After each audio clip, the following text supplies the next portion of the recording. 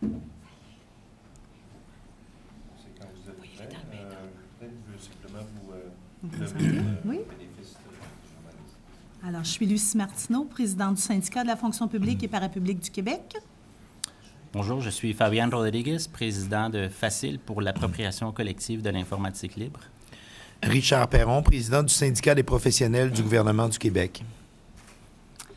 Alors, bienvenue à tout le monde. Vous avez vu le chiffrier qui tourne? Alors, c'est une illustration en temps réel du gaspillage en informatique au gouvernement du Québec. C'est assez étourdissant envers les firmes privées. Le vérificateur général s'inquiète aussi depuis plusieurs années. Il en fait état dans différents rapports. Le gouvernement qui a été élu le 7 avril dernier a fait des promesses en matière de technologie, d'être plus transparent, régler l'informatique dans le réseau de la santé, d'être ouvert.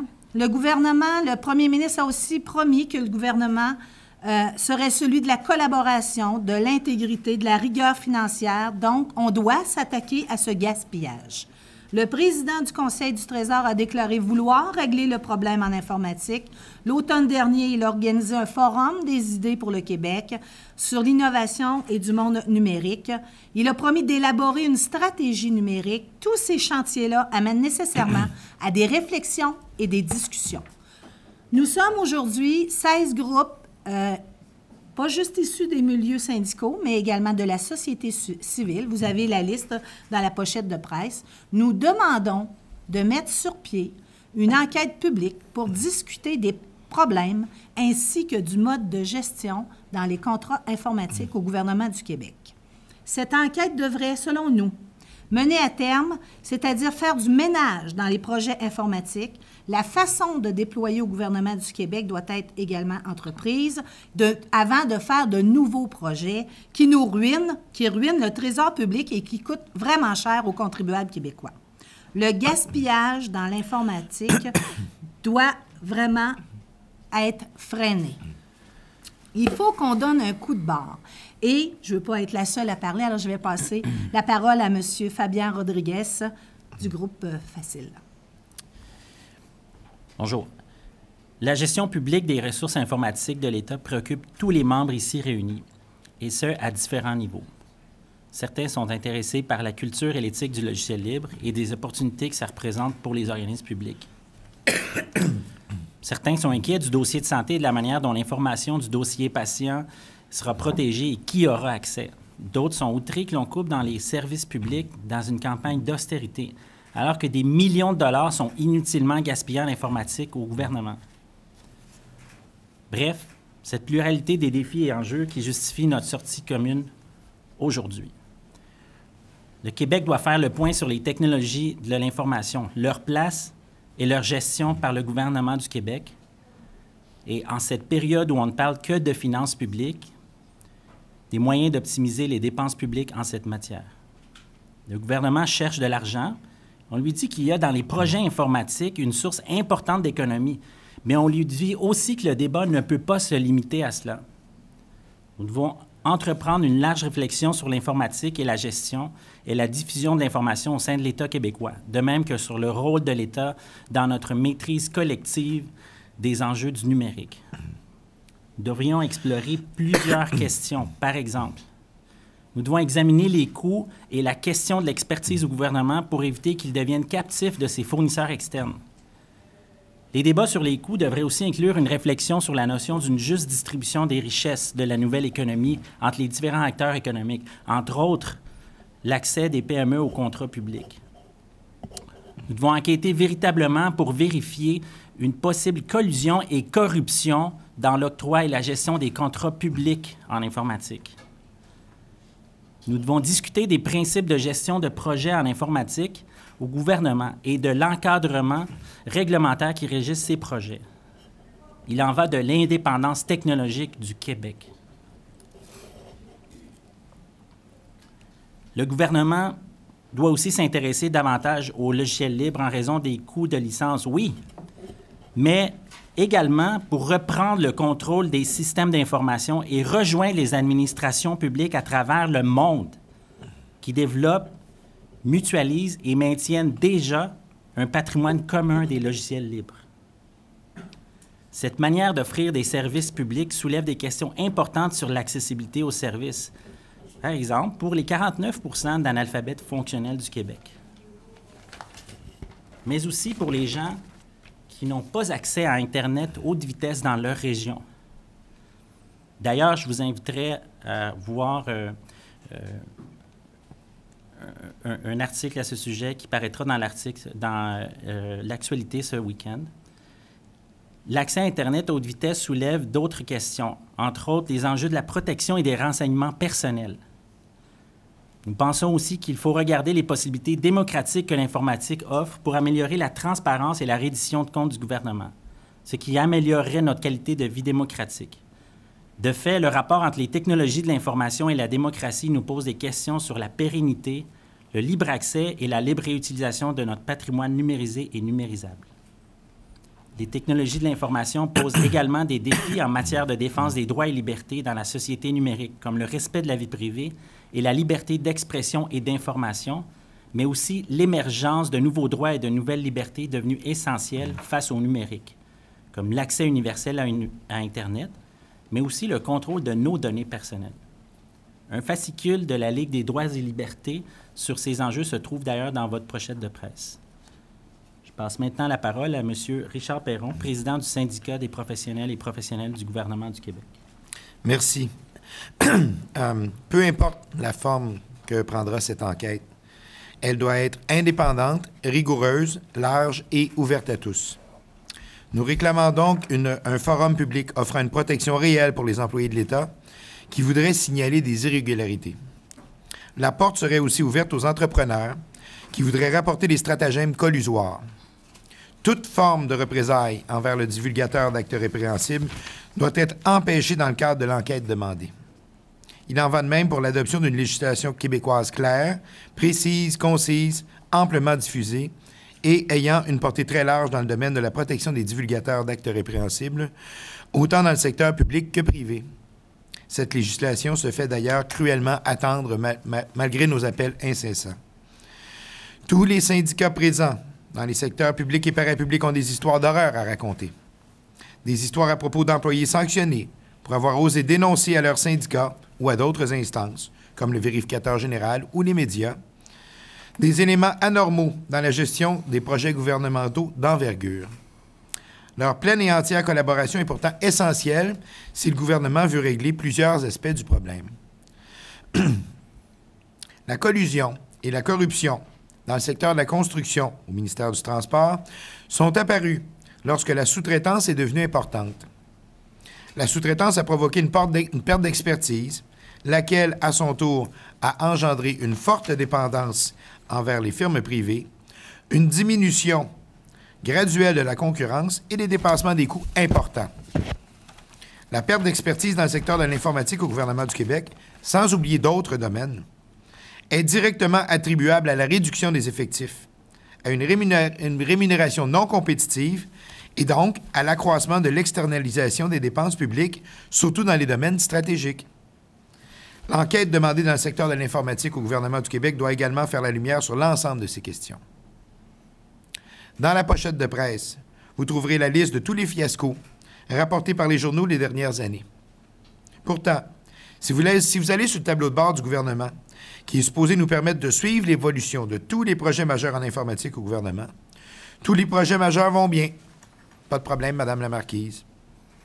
Il faut ouvrir les projets un par un pour constater que même si un projet est réalisé à 20 % et que 50 % du budget est déjà dépensé, le projet reçoit tout de même une cote de 10 sur 10. C'est inacceptable. La transparence et la rigueur doivent devenir les mots-clés dans la gestion informatique au gouvernement du Québec.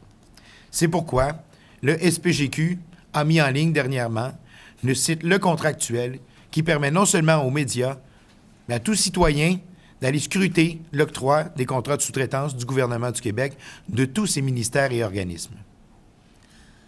En terminant, nous demandons aux partis de l'opposition d'endosser notre requête et de la porter à l'Assemblée nationale. Et si vous appuyez cette idée, nous demandons également à la population, on va inviter la population à signer la pétition qui est déjà commencée, qui a été mise en ligne en 2013 par le Syndicat de la fonction publique et parapublique du Québec pour une demande d'enquête sur les contrats en informatique au gouvernement du Québec. Nous la relançons aujourd'hui et vous pouvez la trouver sur le site Internet Avaz.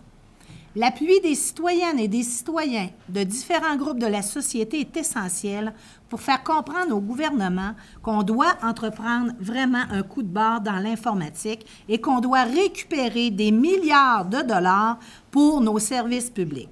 Le compteur tourne et l'inaction est impossible. Est-ce qu'on passe maintenant à la période des questions? Oui. Alors, on va commencer avec Charles de Québec. Oui, bonjour. Journal de Québec. À quoi ça sert une commission d'enquête, puisque le vérificateur général a déjà donné un peu les pistes de solutions, puis on connaît les problèmes. Alors, qu'est-ce que ça va donner, une commission d'enquête, alors que vous-même, vous proposez les solutions? Bien, la commission d'enquête, nous, c'est vrai qu'on en pose, on en pose des solutions, mais on n'est pas les seuls. Il y a d'autres acteurs dans la société. Ça permet à tout le monde de venir s'exprimer. Oui, le vérificateur voit les lacunes, mais il y a bien des gens, puis dans notre groupe, il y a des gens qui ont différentes solutions. M. Rodriguez, elle l'a dit. Et puis, ça permet de faire vraiment le tour de la question pour entreprendre vraiment une réforme et qu'on ait les meilleures solutions possibles et non pas que ce soit un règlement qui sort du Conseil du Trésor dont personne n'a entendu parler puis qui n'a jamais été en consultation. Vraiment, là, ça permet à tous les acteurs de la société, incluant les gens qui font affaire avec le gouvernement en informatique. Si vous me permettez, quand on écoute certains des 3000 consultants, parce qu'il y a 3000 consultants engagés pour effectuer des travaux en informatique qui coûtent très cher. Ça peut coûter jusqu'à 350 $ de l'heure. Quand on écoute leurs histoires, on s'aperçoit qu'on n'a pas toutes les informations nécessaires, qu'ils doivent garder pour eux, justement, parce qu'ils ont une relation, disons, privilégiée avec les firmes qui chargent. Ces gens-là ne sont pas payés le salaire que ça coûte. Ce sont les firmes qui chargent le taux horaire et qui ensuite paient les consultants. Et on s'aperçoit qu'il nous manque une bonne partie de l'histoire qui se passe entre les firmes privées. Et c'est pour ça que ça prend une enquête publique indépendante. Parce que le gouvernement, évidemment, n'a pas la belle part, n'a pas le beau rôle dans toute cette histoire qui dure depuis des années et des années. Et ça va prendre quelqu'un qui va avoir le courage de regarder l'ensemble du tableau, celui que nos membres constatent et celui que vivent les consultants à travers les pressions et tous les stratagèmes qui sont mis en place et qui donnent le résultat que quelques firmes, seulement quelques firmes, se partagent l'ensemble des contrats. Et il y a plusieurs petits entrepreneurs qui seraient prêts à venir dénoncer les phénomènes collusoires. Est-ce que vous soupçonnez qu'il y a de la collusion entre les grandes firmes? En fait, je n'ai pas de preuve de ça. Qu'on vous dit, par contre, c'est que les mêmes ingrédients qui ont été constatés au ministère des Transports avec la gestion des infrastructures se retrouvent dans la gestion des technologies de l'information. C'est quoi les ingrédients? Peu de firmes se partagent 80 des contrats au gouvernement du Québec. Une explosion des coûts, un dépassement, des échéanciers non respectés, et nous sommes, le gouvernement du Québec, dépendant des firmes. Nous avons perdu l'expertise, pareil comme au ministère des Transports. Donc, sans dire, parce que c'est justement pour ça qu'on veut une enquête, sans dire que oui, il y en a, il y a les mêmes ingrédients. Véronique Heinz. Bonjour. Vous avez déjà réclamé une enquête publique il y a 2 ans. Oui. Qu'est-ce qui vous fait croire que cette fois-ci, le contexte est différent et qui fera en sorte que le gouvernement accepterait d'aller de l'avant avec ça? Vous savez, moi, je lâche pas souvent le morceau. Alors, écoutez, le SFPQ, il y a 2 ans, pour l'enquête publique, était seul. On a quand même réussi à avoir 16 groupes qui composaient non seulement, pas juste des organisations syndicales. On souhaite vraiment qu'il y ait une enquête, mais écoutez, il y a tellement de fiascos qui sortent dans les médias, il faut qu'on fasse quelque chose. Je pense que monsieur et madame, tout le monde, qu'on paye nos impôts, là, bien, il va falloir qu'on la trouve, l'argent. Là, on est rendu qu'on coupe dans les programmes sociaux, puis on gaspille des milliards en informatique. Il y a une incohérence. Vous pensez que la pression monte? On le souhaite bien. Ouais. Monsieur Rodriguez? Oui, si je peux me permettre, depuis 2 ans, Facile, entre autres, a accès, comme tous les citoyens au Québec, et comme certaines organisations ont déjà profité de cet accès aux données ouvertes que peu à peu sortent via le gouvernement et d'autres organisations aussi. Et c'est l'analyse informatique de ces données ouvertes.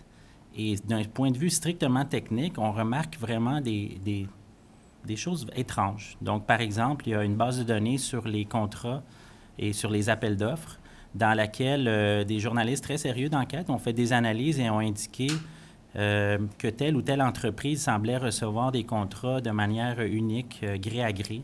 Et si on analyse ça uniquement d'un point de vue technique, on voit le nom d'entreprise qui apparaît, mais si on cherche un petit peu plus et si on connaît ça en tant qu'informaticien, on se rend compte que d'autres entreprises vendent les mêmes produits ou les mêmes services et l'argent, finalement, retombe à une seule place, sauf que il y a des noms différents dans les bases de données. Donc, c'est très difficile pour quelqu'un qui passe rapidement sur ces données-là de dire, effectivement, par exemple, en licence de logiciel, on dépense X ou Y ou Z.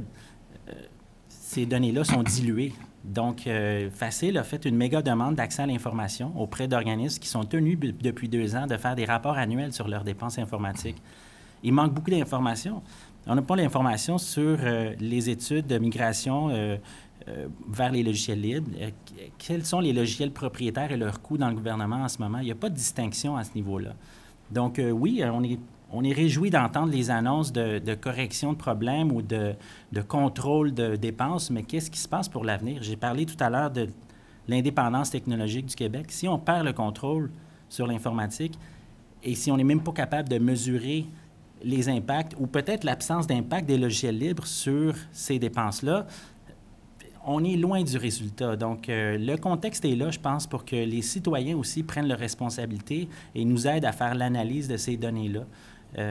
Ça avance, puis quand on se met ensemble là-dessus, effectivement, lorsqu'il manque de l'aspect technique pour ces analyses-là, nous, on peut le fournir chez Facile, ainsi que d'autres organisations comme ACON, la corruption. Et quand c'est l'autre côté des informations qui manquent, voilà, on peut se compléter. Ça fait longtemps, nous aussi, qu'on demande une enquête. Et je vous rappellerai qu'on a dû demander une enquête très longtemps pour avoir la commission Charbonneau.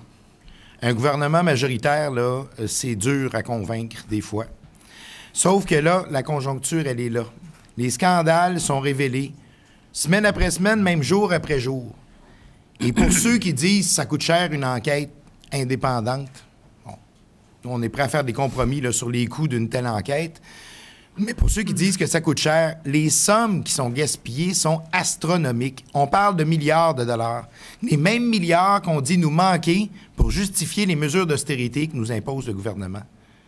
Donc, quand on parle de la colonne des revenus puis la colonne des dépenses, ça, c'est une colonne de dépenses qu'il faut vraiment regarder.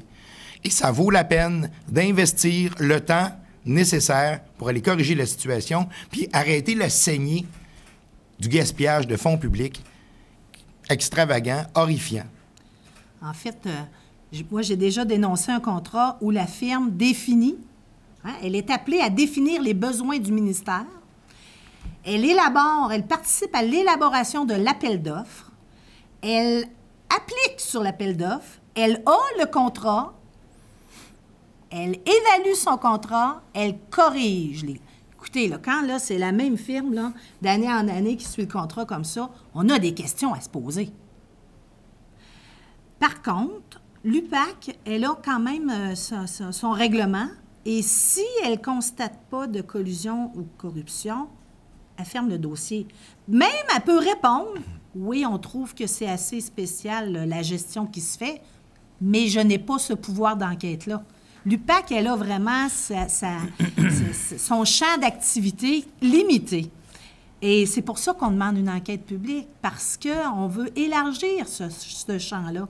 On veut aller jusqu'à comment on fait la gestion de ces contrats-là au gouvernement du Québec. L'UPAC, elle est là pour des dossiers vraiment, là, on soupçonne de collusion et de corruption. Nous, on a des cas là, de nos membres qui ont appelé l'UPAC pour dénoncer là, de la mauvaise gestion, du gaspillage. Et l'UPAC doit vraiment avoir des preuves claires de collusion et de corruption. Et l'UPAC a déjà dit à certains de nos membres, bien, appelez les journalistes. Et là, les membres nous appellent. On leur dit non, appelez pas les journalistes, parce que si vous êtes ciblé. Si on révèle votre identité, Ça. vous allez être victime de représailles. De qui?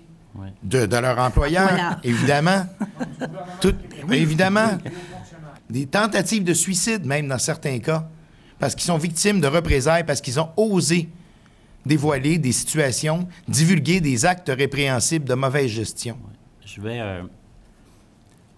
inviter les journalistes à relier les points.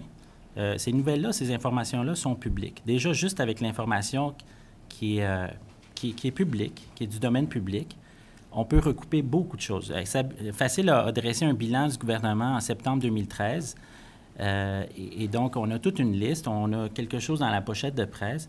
Et moi, je peux vous donner un exemple très concret. L'UPAC a fait une arrestation, puis il y a un dossier criminel maintenant pour, si je ne me trompe pas, le directeur de la sécurité publique.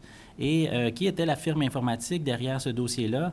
La même firme qui a fourni les tableaux interactifs au Québec. D'où viennent les tableaux interactifs dans l'éducation au Québec? Des milliers de dollars gaspillés pour une technologie qui a été poussée en même temps que des laptops aux professeurs.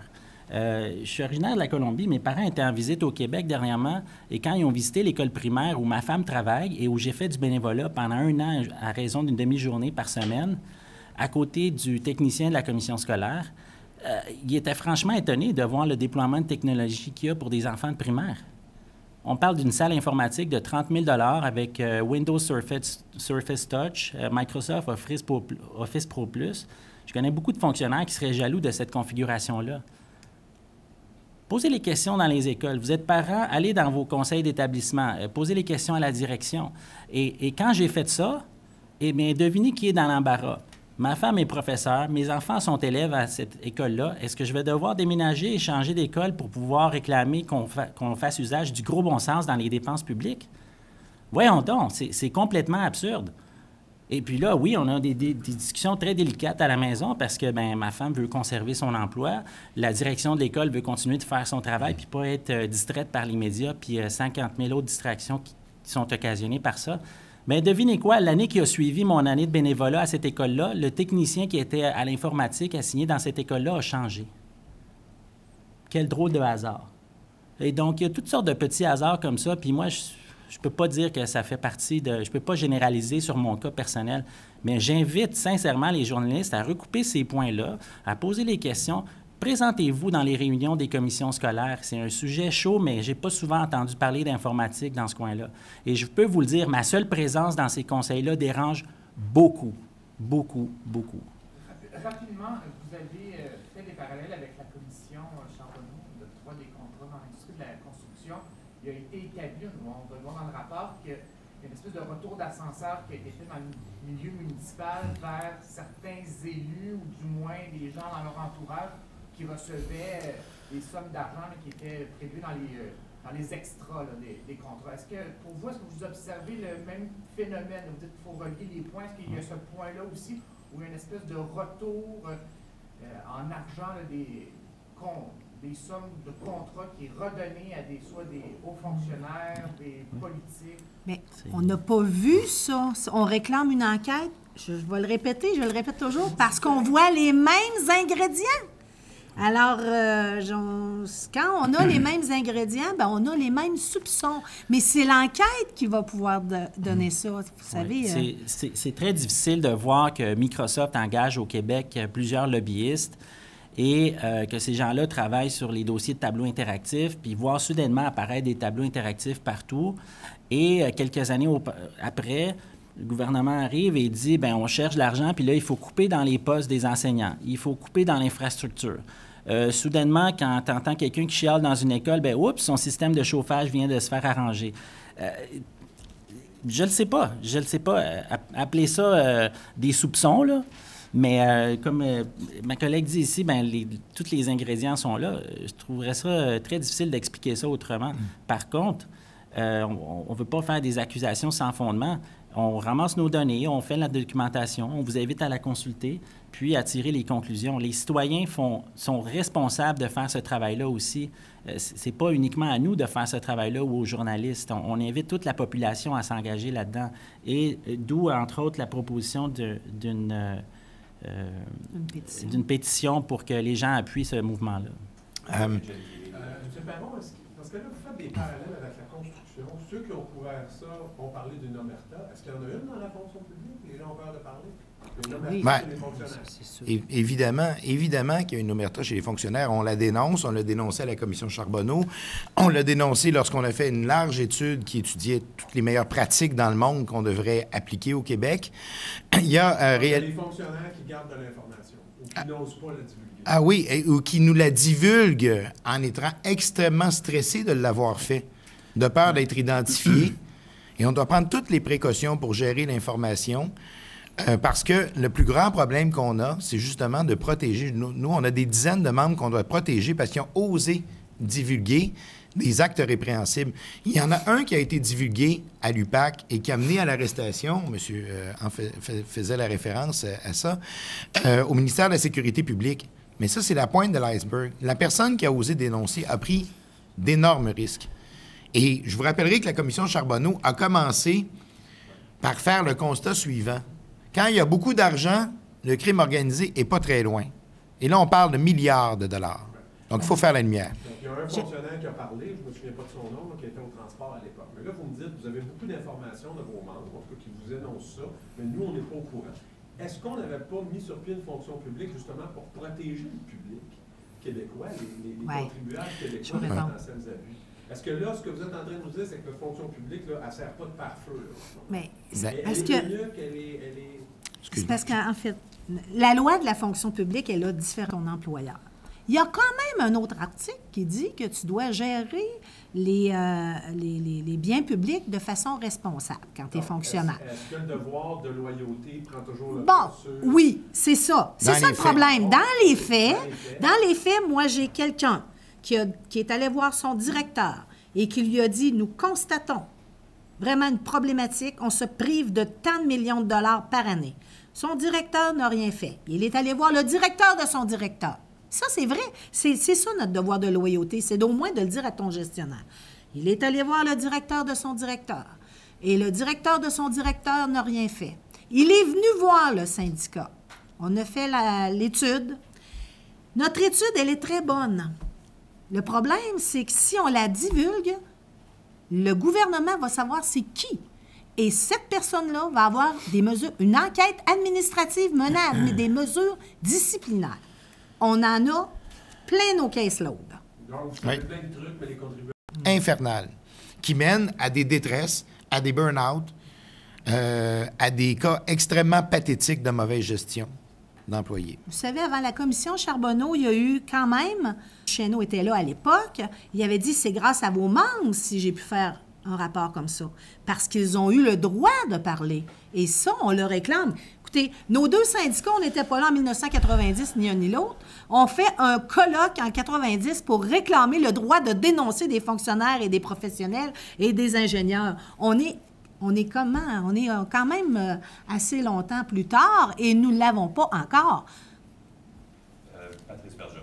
Monsieur Perron, vous dites que quand il y a beaucoup d'argent impliqué, le crime organisé n'est jamais loin. On essaie de comprendre, là, dans le cas là, de soupçons, de collusion, d'entreprise informatique, vous pensez que le crime organisé pourrait être aussi impliqué dans l'affaire? Écoutez, on ne peut pas le savoir.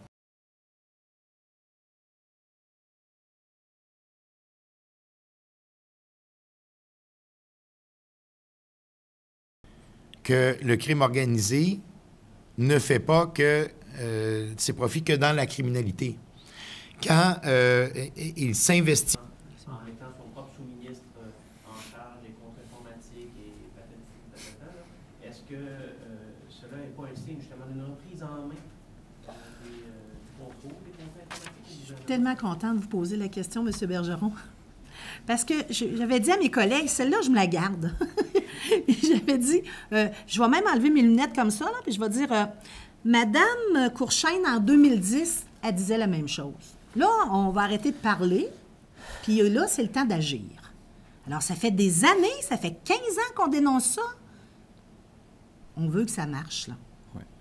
Alors là, c'est beau, là, de dire, ah oui, j'ai fait ci, j'ai fait ça. Puis c'est vrai que le directeur a changé, que le PDG a changé du CSPQ, que, bon, il y en a qui sont partis, tout ça. Mais c'est vrai aussi que Mme Courchaine l'a dit en 2010. puis qu'on est aujourd'hui en 2015. Oui. On continue d'assister à des mesures cosmétiques. Moi, en tant qu'informaticien, puis en tant que technologue, puis en général, d'un point de vue strictement technique, on est très content des nouveaux contrôles ou des condamnations pour corruption ou pour collusion qui vont avoir lieu et qui ont déjà lieu, qu'on a soulevées aujourd'hui, mais qu'est-ce qui arrive pour l'avenir? On n'est pas intéressé d'une informatique ou d'un travail où on est contrôlé, passé à la loupe, examiné, budgété au quart de tour. Oui, il faut être efficace, mais on veut contribuer à un patrimoine global commun. On veut faire partie des administrations publiques et des citoyens numériques globaux. Même si on crée un projet très efficace en informatique au Québec, qui donne les résultats, qui est dans les budgets, qui est dans les horaires, qui emploie de la main-d'œuvre locale, tant que c'est un logiciel privateur, c'est un absurde. C'est un manque total de gros bon sens de faire ça sans tenir compte de ce qui se fait ailleurs au monde. Et on parle, par exemple, des systèmes de santé. Les systèmes informatiques en santé, il y a des logiciels libres complets de gestion d'hôpitaux et de patients, de dossiers patients. Pourquoi ce n'est pas utilisé systématiquement? Je vous invite à voir ce qui se passe en Ontario, pas plus loin que la porte à côté. Le système OSCAR pour la gestion des dossiers des patients, c'est quelque chose qui est en train de se faire présenter en appel d'offres en ce moment au Québec. Et c'est quoi les commentaires que j'ai? Bien, il y a les grosses firmes à cravate qui sont à côté. Bien oui, c'est le stéréotype qui arrive. Et puis, qu'est-ce qu'on va décider? Est-ce qu'on va continuer de décider sur comment les gens sont habillés puis comment on nous emmène à un tournoi de golf?